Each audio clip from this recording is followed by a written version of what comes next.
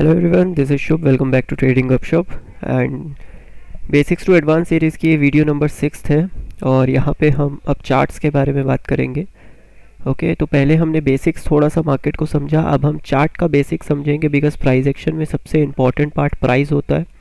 तो इस वीडियो में हम ये समझने वाले हैं बायर और सेलर के कॉन्सेप्ट के बारे में, थोड़ा चार्ट के बारे में समझेंगे और आगे अब जितनी भी वीडियोस आएंगी उसमें मैक्सिमम हम चार्ट्स को ही समझेंगे। ओके, तो मेरे सामने ये ट्रेडिंग व्यू का टर्मिनल ओपन है।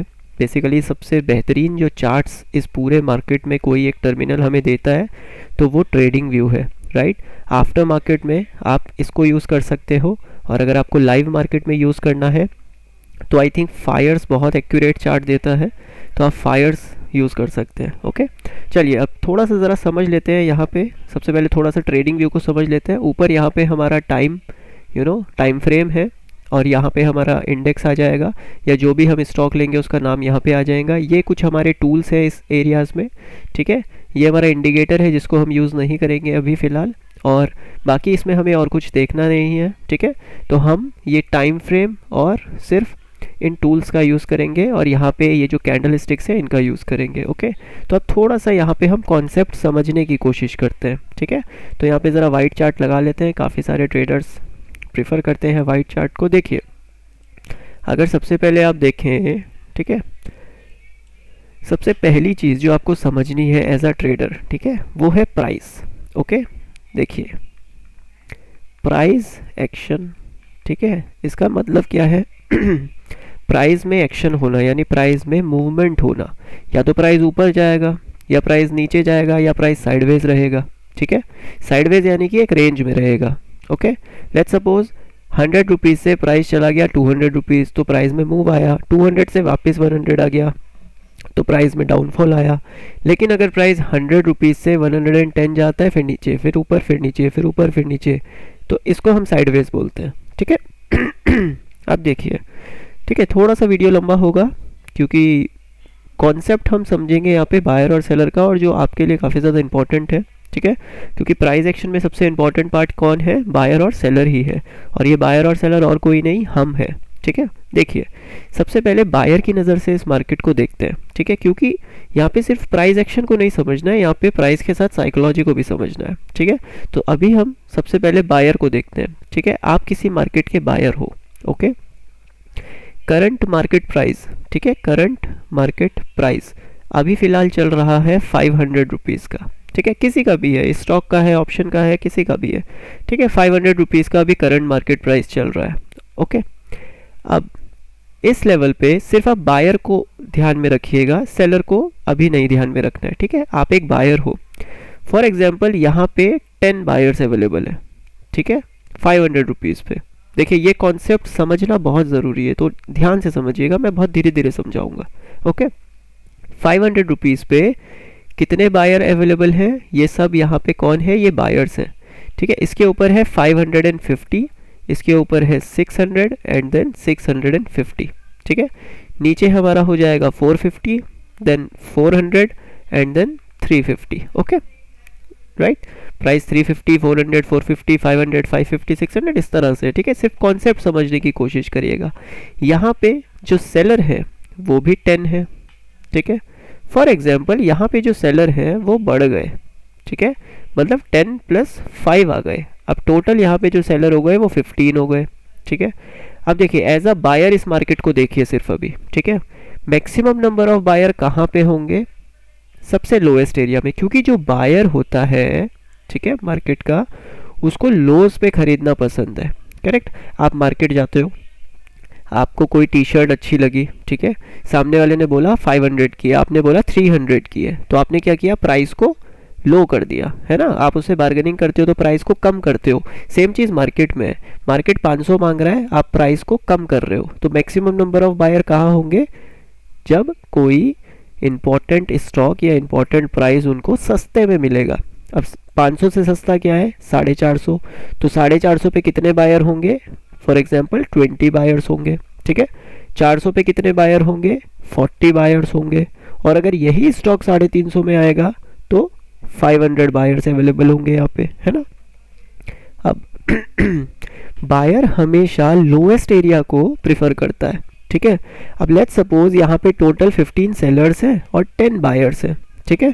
ऑब्वियसली 500 पे मार्केट चल रहा है, 550 पे तो बायर नहीं होगा फिलहाल, करेक्ट, क्योंकि प्राइस तो अभी 500 पे है, राइट।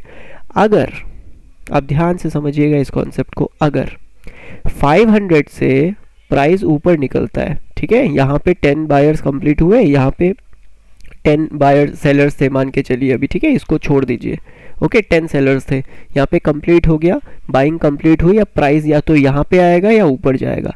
लेट्स सपोज प्राइस ऊपर गया तो ऑब्वियसली इस एरिया में ज़्यादा सेलर्स होंगे, है ना, क्योंकि सेलर तो ज़्यादा पे बेचने के लिए बैठा है मार्केट में, करेक्ट।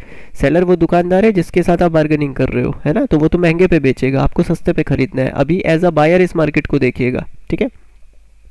लेट्स सपोज प्राइस चला जाता है 550 पे और यहाँ पे 20 सेलर्स अवेलेबल है। अब यहाँ पे जो ज़ीरो बायर्स थे, अब आप ये मान के चलिए कि बायर बहुत ज़्यादा एग्रेसिव है, ठीक है, हम एग्रेसिव वर्ड का यूज़ कर रहे हैं, ठीक है, ओके एग्रेसिव। अब एग्रेसिव का मतलब क्या है ना कि मार्केट में जो बायर है, राइट, वो ज़्यादा ही ऑप्टिमिस्टिक हो रखा है, उसको लगता है कि प्राइस 650 जाएगा, है ना, या प्राइस 550 से तो ऊपर ही जाएगा, तभी बायर अपने आप को ऊपर शिफ्ट करेगा, है ना। देखो जब प्राइस 450 पे होगा तो यहाँ पे बायर अवेलेबल होंगे, है ना, लेकिन इनमें से कुछ बायर क्या हुए, ये ऊपर शिफ्ट हुए, करेक्ट। इनमें से कुछ बायर हमारे ऊपर शिफ्ट हो गए जिन्होंने 500 पे भी खरीदने का सोचा।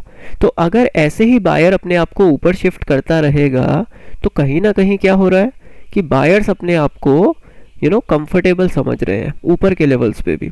तो अगर 550 पे मार्केट चल रहा है और यहाँ पे भी 20 बायर्स एक्टिव हो जाते हैं, करेक्ट, यहाँ पे 20 सेलर्स अवेलेबल है, यहाँ पे 20 बायर्स आ गए, ओके।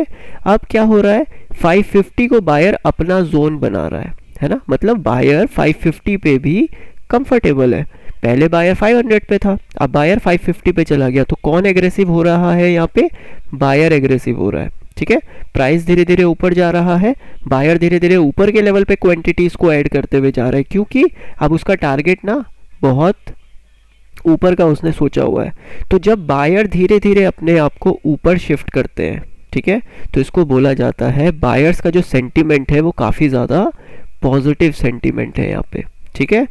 तो मार्केट बुलिश होने के ज़्यादा चांस है, क्योंकि जो बायर है वो अपने आप को क्या कर रहा है, अबव लेवल्स पे अपने आप को शिफ्ट कर रहा है। आप सोचिए कोई आपको एक प्रोडक्ट खरीदना था, वो 300 रुपीज़ पे था, लेकिन आपको पता लगने लगा कि यार ये प्रोडक्ट अगर मैं अभी लूँगा तो इसको 6 महीने के बाद अगर मैं इसको बेचूंगा तो ये 10,000 का बिकेगा। तो आप क्या करोगे, फटाफट 300 में ले लोगे, है ना।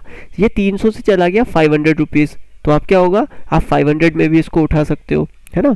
अब लेट्स सपोज ये 1000 रुपीज़ चला गया, तो जिनको अपॉर्चुनिटी मिस हो गया वो क्या करेंगे, वो 1000 में भी ले लेंगे इसको, है ना। और धीरे धीरे फिर जब ये 5000 चला गया तो ट्रेडर सोचेंगे कि अभी तो 10,000 जा सकता है ना, तो वो 5000 पे भी इसको लेने की सोचेंगे।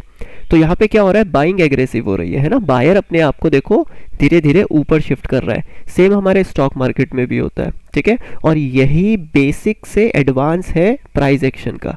अगर ये चीज़ हमें समझ में आ गई तो डेफिनेटली हमको मार्केट का स्ट्रक्चर समझ में आ जाएगा, है ना। तो जब बायर अपने आप को धीरे धीरे ऊपर शिफ्ट करता है तो यानी बायर एग्रेसिव हो रहे हैं, और जब बायर एग्रेसिव हो रहे हैं तो हमको क्या करना है, बाइंग साइड पे अपना फोकस करना है। तो यहाँ पे आपको ये चीज़ समझ में आई, देखिए बायर धीरे धीरे इस हिसाब से एग्रेसिव होते हैं। अब सेम सिनेरियो को आपको कैसे देखना है, सेलर के प्रोस्पेक्टिव से देखना है, ठीक है। तो हमने अभी देखा बायर के प्रोस्पेक्टिव से, अब हम यहाँ पे इसको सेलर के नज़रिए से देखेंगे, ठीक है। एक सेकंड दीजिएगा ज़रा मुझे।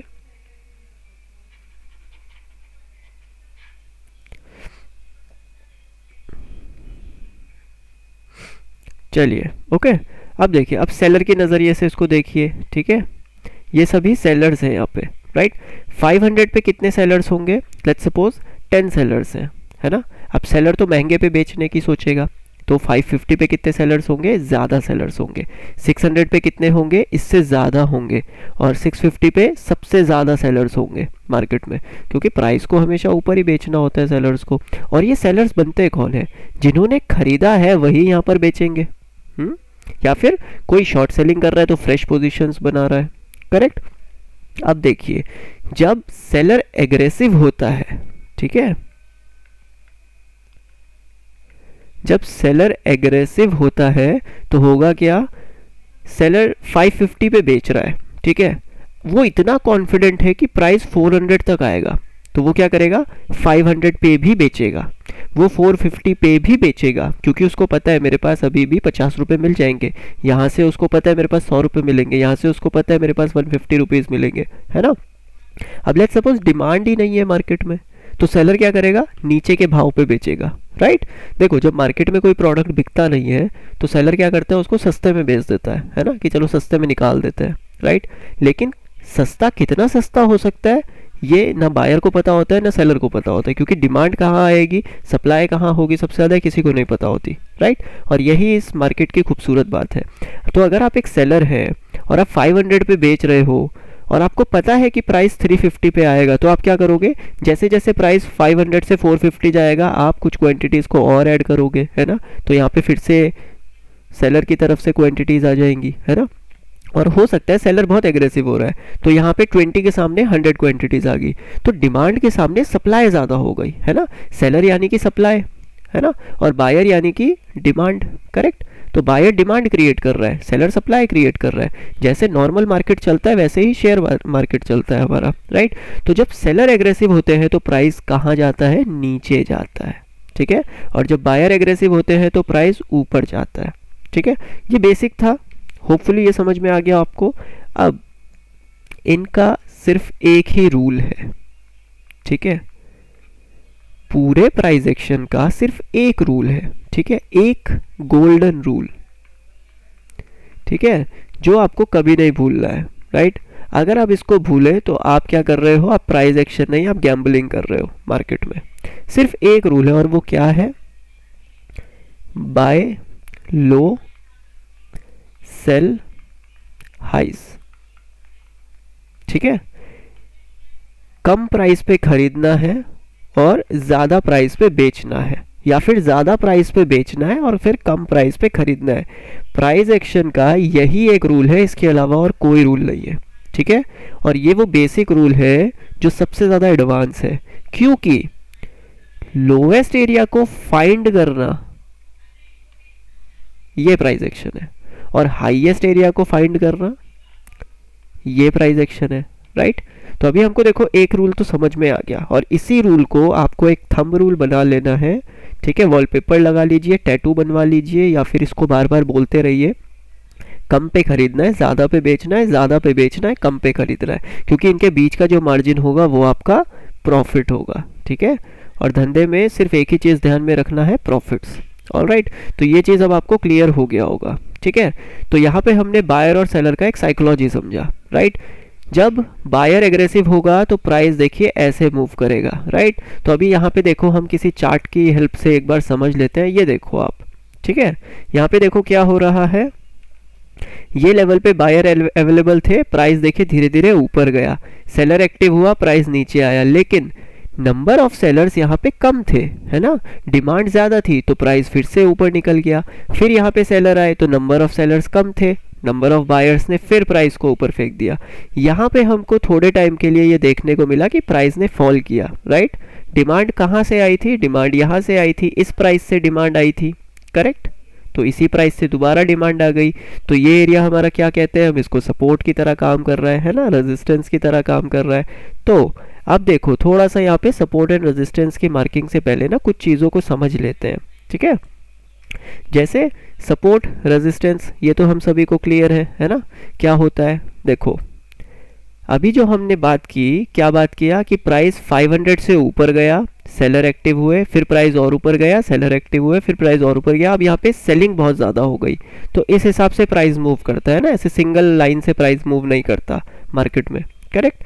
तो यहाँ पे हुआ क्या, ये लेवल पे देखो बायर यहाँ अवेलेबल था, बायर धीरे धीरे ऊपर शिफ्ट हो गया, फिर बायर ऊपर शिफ्ट हो गया, है ना। सेलर हाईएस्ट एरिया पे था, ये हिट हो गया इसको, है ना, इसके प्राइस ऊपर चला गया। सेलर यहाँ था, इसके प्राइस से प्राइस ऊपर चला गया, है ना। ये प्राइस एक्शन है हमारा, ओके। ये हम अब नेक्स्ट वीडियो में भी समझेंगे और इसमें हम थोड़ा सा समझ लेते हैं। यहाँ पे सेलर था, धीरे धीरे देखो सेलर यहाँ पे कंफर्टेबल हो गया, प्राइस नीचे गया तो सेलर यहाँ पे कंफर्टेबल हो गया, राइट। अब सपोर्ट का क्या मतलब होता है? सपोर्ट का वो मतलब होता है जहाँ से प्राइस जंप करता है, ठीक है। जैसे इसी चार्ट को देख लेते हैं एक बार, ठीक है। इस एरिया को आप बड़े ध्यान से देखिएगा, ठीक है। इसको हम 1 आवर पे लेके आ जाते हैं ताकि थोड़ा सा हमको इजी रहे, ठीक है। ये हमारे सामने चार्ट लगा है यूएस जेपीवाई का, ठीक है, यूएसडी जेपीवाई। तो एक करेंसी का चार्ट लगा हुआ है, ठीक है। कोई लेवल्स तो नहीं लगे हैं इसमें, ओके, ठीक है। देखिए करेंसी का चार्ट लगा है, तो ये जो प्राइस एक्शन है ये कहीं पे भी आप फॉलो कर सकते हो इसको, है ना। तो यहाँ पे देखो क्या है, अगर हम सपोर्ट की बात करें तो इस लेवल को ध्यान से देखिए, ठीक है। पहले ये लेवल से प्राइस ने जंप लिया, वापस आया, फिर इस एरिया से देखो डिमांड आ रही है बार बार, है ना। तो ये एरिया क्या हो गया, हमारा डिमांड का एरिया हो गया। यहाँ पे बायर क्या कर रहा है, खरीद रहा है, तभी तो प्राइस ऊपर गया। देखो बायर ने खरीदा तभी प्राइस ऊपर गया। वापस जब मार्केट इस एरिया में आया देखो फिर से जंप कर गया, वापस इस मार्केट इस एरिया में आया तो देखो फिर से ये जंप करके ऊपर जा रहा है ना। तो जिन एरिया पे डिमांड ज़्यादा होती है, ठीक है, जिन एरिया पे डिमांड ज़्यादा होती है वो हमारे क्या होते हैं, सपोर्ट होते हैं, करेक्ट। वो हमारे सपोर्ट बोले जाते हैं, ठीक है। और अगर थोड़ा सा हम इसको समझें, जिन एरियाज पे रेजिस्टेंस होता है ना, जैसे यहाँ पे आप देखोगे अगर, तो इस एरिया पे देखो प्राइस ऊपर गया, ये यहाँ से वापस आ गया, तो सेम इसी लेवल पे जब प्राइस वापस गया तो फिर इस लेवल से वापस आ गया, है ना। तो इन एरियाज को बोला जाता है रेजिस्टेंस, ठीक है। ओके, ये हमारे रेजिस्टेंस होते हैं, यानी प्राइस इन लेवल्स के ऊपर नहीं जा पा रहा है, नीचे जा रहा है। तो रेजिस्टेंस पे कौन बैठे होते हैं, रेजिस्टेंस पे बैठे होते हैं सेलर्स, करेक्ट। तो हम कैसे आइडेंटिफाई करते हैं कि ये हायर एरिया है, कहाँ पे सेलर अवेलेबल होंगे, क्योंकि जिस एरिया में पहले अपना माल बेच चुका है सेलर, उसी एरिया की रेंज में दोबारा से अपना माल बेच सकता है सेलर, है ना। क्योंकि पहले भी सेलर यहाँ पे कंफर्टेबल था, तो अब भी सेलर यहाँ पे कंफर्टेबल हो सकता है, राइट। तो ये हमने कैसे निकाल दिया, प्रीवियस बिहेवियर से, राइट। तो जिस लेवल पे पहले कोई माल बिका है उसी लेवल पे आज भी तो बिक सकता है, राइट। तो इस थ्योरी को कहा जाता है सेलर्स का बिहेवियर, है ना। ये बिहेवियर हम चेक कर रहे हैं। देखो ये जो कैंडलस्टिक चार्ट है इसको आप समझने की कोशिश करिए, ठीक है। ये जो कैंडलस्टिक चार्ट है ये क्या है, ये बिहेवियर है किसका, बायर और सेलर का, राइट। ये लेवल पे किसका बिहेवियर स्ट्रांग है, बायर का। ऊपर के लेवल पे किसका स्ट्रांग बिहेवियर होगा, सेलर का, क्योंकि ये हमारा हाइज है ना, और यहाँ पे हमारा लोज है मार्केट में, करेक्ट। लोअर एरिया में हमेशा बायर थोड़ा ज़्यादा पावरफुल होता है और हायर एरिया में सेलर ज़्यादा पावरफुल होता है, राइट। लेकिन जब ज़्यादा इम्बैलेंस हो जाता है, जब सेलर फॉर एग्जांपल बायर बहुत एग्रेसिव हो गए, प्राइस ऊपर गया बायर यहाँ पे भी आ गया, प्राइस ऊपर गया बायर यहाँ पे भी आ गया, तो वो इस सेलर को क्या करेंगे, हटा देंगे इस एरिया से, करेक्ट। क्यों, क्योंकि बायर अब एग्रेसिव हो रहा है, यानी बायर के पास कुछ ऐसा है जो सेलर को नहीं पता, है ना। या फिर बायर ने जो यहाँ पोजीशन बनाई है वो यहाँ पे अपना प्रॉफिट बुक नहीं कर रहे, क्योंकि जो बायर यहाँ पर बाय कर रहा है जब वो प्रॉफिट बुक करेगा तो वही तो ऊपर जाके सेलर बनेगा, है ना, वही तो सेलर बनेगा। तो प्राइस को वो बुक नहीं कर रहा है, वो सेल नहीं कर रहा है, इसीलिए प्राइस इस लेवल से ऊपर निकल जाएगा। जैसे कि कहाँ पे हुआ, यहाँ पे हुआ, देखो, ठीक है। आप इस एरिया को देखो, प्राइस इस एरिया से ऊपर निकला, लेकिन जब वापस आया तो यहाँ से प्राइस ऊपर नहीं गया, यहाँ पे प्राइस नीचे आ गया। तो जो सेलर यहाँ पे कंफर्टेबल था वो यहाँ पे भी कंफर्टेबल हो रहा है, इसीलिए प्राइस देखो नीचे चला गया, करेक्ट है। तो जब भी हम प्राइस एक्शन देखेंगे तो हम बायर और सेलर का बिहेवियर देखेंगे, सिर्फ प्राइस नहीं देखेंगे कि प्राइस नीचे जा रहा है प्राइस ऊपर जा रहा है, नहीं, हम ये देखेंगे कौन से एरिया में बायर कंफर्टेबल है, ठीक है, ठीक है। ये आपको ध्यान में रखना है। अगर किसी एरिया में बायर कंफर्टेबल है तो वहां पर बाइंग ही करनी है, और अगर किसी एरिया में सेलर कंफर्टेबल है, ठीक है, तो वहां पे आपको सिर्फ सेल करना है। और ये हमें कैसे पता चलेगा, ये हमें इन चार्ट्स के थ्रू पता चलेगा, क्योंकि ये चार्ट नहीं है, ये क्या है, ये बिहेवियर है, किसका, बायर और सेलर का, है ना। जो बाइंग और सेलिंग कर रहे हैं ये उनका बिहेवियर है। इस लेवल पे बायर ज़्यादा है इसलिए प्राइस क्या करता है, ऊपर की तरफ जंप करता है बार बार, है ना। ये लेवल पे सेलर है तो जब प्राइस जाएगा तो यहाँ पे सेलिंग प्रेशर क्रिएट करेगा, ओके। तो अभी हमने क्या देखा, सपोर्ट एंड रेजिस्टेंस का एक थ्योरी हमने समझ लिया कि सपोर्ट एंड रेजिस्टेंस क्या होते हैं, ठीक है। तो मार्केट में जब आप देखोगे सपोर्ट और रेजिस्टेंस क्या होते हैं तो कुछ इस हिसाब से आपको दिखेगा। जहाँ पे भी सेलर अवेलेबल है वो हमारे रेजिस्टेंस एरियाज होते हैं, और जहाँ पे भी बायर अवेलेबल है वो हमारे सपोर्ट एरियाज होते हैं, ठीक है, वो हमारे सपोर्ट एरिया होते हैं। इन एरियाज पे हमको बाइंग करना होता है, इन एरियाज पे हमको सेल करना होता है, ठीक है। तो ये चीज़ आपको क्लियर हो गया। अब देखिए थोड़ा सा और आगे बढ़ते हैं, 5 मिनट के चार्ट पे ले आते हैं ताकि हमको काफ़ी अच्छे से और चीज़ें समझ में आ सके। देखिए अब ये प्राइस क्या कर रहा है, देखो यहाँ से ऊपर निकला, यहाँ से थोड़ा सा इसमें सेलिंग प्रेशर आया, राइट, देन प्राइस फिर से ऊपर निकला, देन एक फिर से सेलिंग प्रेशर आया, देन अब प्राइस फिर से ऊपर, सेलिंग प्रेशर, अब फिर से ऊपर, फिर से एक सेलिंग प्रेशर, राइट। तो ये हो क्या रहा है, ये सेलिंग प्रेशर क्या आ रहा है ना, ये प्रॉफिट को बुक किया जा रहा है, ठीक है, ये प्रॉफिट बुकिंग हो रही है मार्केट में, ठीक है। ये सेलर नहीं है, यहाँ पे जिन्होंने यहाँ खरीदा वो यहाँ पर बुक कर रहे हैं अपनी पोजीशन को, करेक्ट है। तो जब जब प्रॉफिट बुकिंग होगा तब तब हमको ये ऑपोजिट साइड में आता हुआ दिखेगा, राइट। लेकिन अब सेलिंग, अब देखिए क्वेश्चन ये है कि जब प्राइस ऊपर जाएगा और प्राइस यहाँ से नीचे गिरेगा तो हम कैसे मान लें ये प्रॉफिट बुकिंग है, हो सकता है नए सेलर्स अवेलेबल हो जाए, है ना, बिल्कुल हो सकते हैं। इसी चीज़ को समझना है गहराई से, और यही प्राइस एक्शन है, ओके, कि कब प्रॉफिट बुक हो सकता है कब नहीं, राइट। तो अभी हमने देखो चार्ट यहाँ पे एक ओपन किया है, इंडियन मार्केट का चार्ट ओपन कर लेते हैं ताकि थोड़ा सा और अच्छे से समझ सके। हमने निफ्टी का चार्ट यहाँ पे ओपन कर लिया, ठीक है, ये निफ्टी का चार्ट लगा हुआ है, ओके। अब आप देखो मार्केट कौन से एरिया से बार बार सेलिंग ले रहा है ना। देखो मार्केट यहाँ पे गया, इस एरिया से सेलिंग लिया, उसके बाद मार्केट ने देखो 2 बार इस एरिया से सेलिंग लिया, उसके बाद मार्केट ने देखो 2 बार इस एरिया से सेलिंग लिया, ठीक है। तो सेलर यहाँ पे है, यहाँ पे है और यहाँ पे है। बायर कहाँ पे है, देखो बायर इस एरिया में है, करेक्ट, ये एरिया में देखो बायर है। जब भी प्राइस आता है मार्केट जंप करता है, फिर से प्राइस आया मार्केट ने फिर जंप किया, फिर प्राइस आया मार्केट ने फिर जंप किया। अभी क्या हो गया, देखो बायर धीरे धीरे अपने आप को ऊपर शिफ्ट कर रहा है और सेलर अपने आप को नीचे शिफ्ट कर रहा है, करेक्ट। यहाँ से बायर यहाँ शिफ्ट हुआ, यहाँ से सेलर यहाँ शिफ्ट हुआ। अब इसको ड्रॉ कैसे करना है ना। तो देखो यहाँ पे आना है टूल्स में, सबसे इंपॉर्टेंट टूल यहाँ पे जो हमें देखने को मिलेगा वो एक ये ट्रेंड लाइन मिलेगी, एक ये हॉरिजॉन्टल लाइन और एक ये हॉरिजॉन्टल रेज मिलेगी, ठीक है। थर्ड वाले में अगर आप आएंगे तो यहाँ पे आपको एक रेक्टेंगल टूल मिलेगा, ये सबसे फेवरेट टूल है, ठीक है। रेक्टेंगल टूल ले लीजिए। किस एरिया से सेलिंग आ रही है, देखो इस एरिया से सेलिंग आ रही है। उसके बाद किस एरिया से सेलिंग आई, देखो इस एरिया से सेलिंग आई, करेक्ट। उसके बाद किस एरिया से सेलिंग आई, देखो इस एरिया से सेलिंग आई है, ओके। ये 3 हमारे सेलिंग के एरियाज हो गए हैं, ओके। और किस एरिया से बाइंग आ रही है, बार बार ये एरिया से देखो बाइंग आ रही है, करेक्ट है। तो ये हमारा क्या है, ये हमारा सपोर्ट है, ठीक है, ये हमारे सपोर्ट है और ये हमारे रेजिस्टेंस है मार्केट में, ठीक है। अब देखो क्या हुआ, जब ये बायर अपने आप को इस एरिया से इस एरिया में शिफ्ट किया इसने, तो यहाँ पे हमें क्या देखने को मिला कि इस लेवल पे रेजिस्टेंस जो मार्केट ने क्रिएट किया है, राइट, यहाँ पे जो सेलर्स हैं ये बायर ने उनको क्या किया, ब्रेकआउट कर दिया, यानी इस लेवल के सेलर को कंज्यूम कर गए सारे के सारे बायर्स, ओके। देखो ध्यान से समझिएगा, ठीक है। बायर यहाँ पे अवेलेबल था, उसके बाद बायर देखो यहाँ पे शिफ्ट हुआ, तो बायर क्या कर रहा है, अपने आप को ऊपर शिफ्ट कर रहा है। सेलर धीरे धीरे नीचे आ रहा है, बायर धीरे धीरे ऊपर जा रहा है, राइट। अब जो भी ये सेलर है इसने यहाँ एंट्री किया होगा, इसका स्टॉप लॉस यहाँ पे होगा। स्टॉप लॉस यानी कि जब ये अपनी पोजीशन को स्क्वायर ऑफ कर देगा, जब इसको लॉस होने लगेगा। तो इसको लॉस कब होगा, जिस एरिया पे ये बेचेगा जब प्राइस उस एरिया के ऊपर चला जाएगा, है ना। और ये बायर को लॉस कब होगा, जब प्राइस इस एरिया के नीचे आ जाएगा, है ना। 500 पे खरीदा है, अगर प्राइस नीचे आ गया तो इसको लॉस होने लगेगा, तो ये अपने आप को हटा देगा यहाँ से, है ना। तो अभी प्राइस क्या कर रहा है, प्राइस देखो धीरे धीरे क्या कर रहा है, अपने आप को देखो ऊपर शिफ्ट कर रहा है ना। सेलर यहीं पे बैठा है, यहाँ पे सेलर था, उसके बाद यहीं पे देखो सेलर है ना। तो प्राइस धीरे धीरे क्या कर रहा है, अपने आप को देखो ऊपर शिफ्ट कर रहा है। ये प्राइस यहाँ से धीरे धीरे ऊपर जा रहा है। इस सेलर को मार्केट ने निकाल दिया।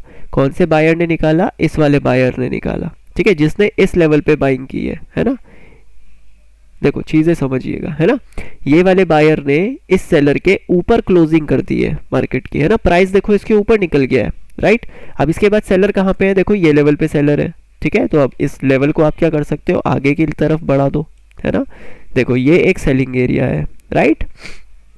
तो प्राइस जब किसी इंपॉर्टेंट सेलिंग एरिया के ऊपर निकल जाता है तो इस एरिया से जो सेलर है वो क्या करते हैं, अपने आप को एग्जिट कर देते हैं, है ना, निकल जाते हैं, बाहर चले जाते हैं, क्योंकि उनको लॉस हो रहा है ना। अब आपने देखो यहाँ बेचा, प्राइस नीचे आया, दोबारा यहाँ आया, आपने फिर बेचा, प्राइस नीचे आया, लेकिन फिर आपके जो बेचने का प्राइस है, सेलिंग प्राइस, उसके ऊपर मार्केट चला गया, तो आप क्या सोचोगे कि यार यहाँ पे तो मुझे प्रॉफिट नहीं हो रहा, मैं यहाँ बेचूंगा, ठीक है। अगर प्राइस इसके ऊपर जाएगा तो मैं यहाँ बेचूंगा, राइट। और बायर क्या सोचेगा कि चलो मैंने यहाँ बाइंग की, अब यहाँ पे अपने आप को शिफ्ट कर दिया है, अब प्राइस को और ऊपर ले जाने के लिए हम इस सेलर के ऊपर प्राइस को सस्टेन करेंगे।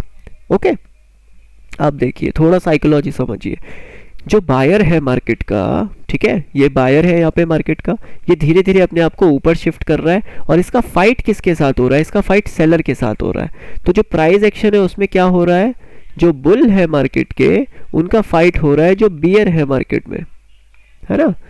यानी ये जो बायर है, डिमांड की फाइट हो रही है सप्लाई के साथ। ओके, ये यहाँ पे डिमांड है, धीरे धीरे देखिए ऊपर जा रही है, ये सप्लाई है, धीरे धीरे नीचे आ रही है, राइट। अब जिस एरिया में सप्लाई और डिमांड के बीच में फाइट हो रहा है, ठीक है, और वहाँ पे डिमांड बहुत ज़्यादा है तभी प्राइस ऊपर निकला है, तो अगर डिमांड ज़्यादा है तो यहाँ पर सप्लाई कम हो गई, ठीक है, इम्बैलेंस क्रिएट हो गया, और अगर इम्बैलेंस क्रिएट हुआ तो प्राइस इसके ऊपर निकल गया। तो कहाँ पे सप्लाई है, अब कौन सा वो एरिया है जहाँ पे अब हमें सप्लाई मिलेगी, तो वो ये वाला एरिया है ना, जहाँ पे सेलर अवेलेबल है। तो ये वो सप्लाई जोन है जहाँ पे मार्केट को क्या करना है, अब फाइट करना है, क्योंकि इस वाले सप्लायर को तो कंज्यूम कर गए सब बायर, अब इनका पेट भरने के लिए ऊपर बैठा है दूसरा सेलर, ठीक है। तो देखो प्राइस ऊपर गया और फिर नीचे आ गया, है ना, क्योंकि यहाँ पर सप्लाई ज़्यादा है, डिमांड कम है, इस वजह से प्राइस नीचे आ गया। अब कहाँ पे आ रहा है प्राइस, सपोर्ट एरिया के आसपास आ रहा है प्राइस, है ना। तो यहाँ पे डिमांड बैठी है, यहाँ पे सप्लाई बैठी है, करेक्ट। अब हमें ये देखना है कि प्राइस डिमांड से सप्लाई को ब्रेक करता है या फिर सप्लाई से डिमांड ब्रेक हो जाती है, क्योंकि अगर देखो अगर प्राइस यहाँ से नीचे निकल जाता है तो इसका मतलब यहाँ पे जो डिमांड है और जो सप्लाई है उसमें सप्लाई ज़्यादा है, डिमांड कम है ना। तो प्राइस जो फ्लक्चुएट होता है वो इम्बैलेंस की वजह से होता है। ओके, तो यहाँ पे यही प्राइस एक्शन है, ठीक है। तो होपफुली आपको यहाँ पे इस वीडियो में बायर और सेलर का साइकोलॉजी समझ में आ गया होगा और सपोर्ट एंड रेजिस्टेंस लगाने आ गए होंगे, ठीक है। अभी हम आगे और समझेंगे, इसको बहुत ज़्यादा डीपली समझेंगे, ठीक है, कैसे आपको हर एक चीज़ समझना है। तो इस सीरीज़ में आप बने रहिए, और ये वीडियो कैसा लगा है आप कमेंट थ्रू में हमें बता सकते हैं, कमेंट्स के थ्रू। और अगर वीडियो अच्छा लगा है तो चैनल को सब्सक्राइब एंड वीडियो को लाइक कर सकते हैं। Thank you so much guys.